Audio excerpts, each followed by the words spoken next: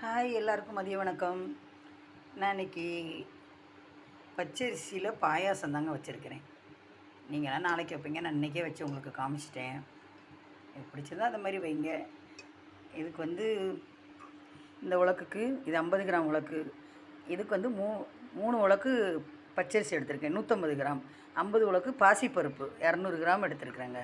இதை கொஞ்ச நேரம் நல்லா ஊற ஒரு 4 தண்ணி ஊற்றி கழுவிட்டு, அப்புறம் தண்ணி அளவாக வச்சு எடுத்ததுக்கு ஒரு மடங்கு தண்ணி வச்சு பச்சரிசியை வந்து டக்குன்னு பிடிச்சிரும். அதனால் பக்கத்தில் நின்று அப்படியே கிளறிக்கிட்டே இருக்கணும்.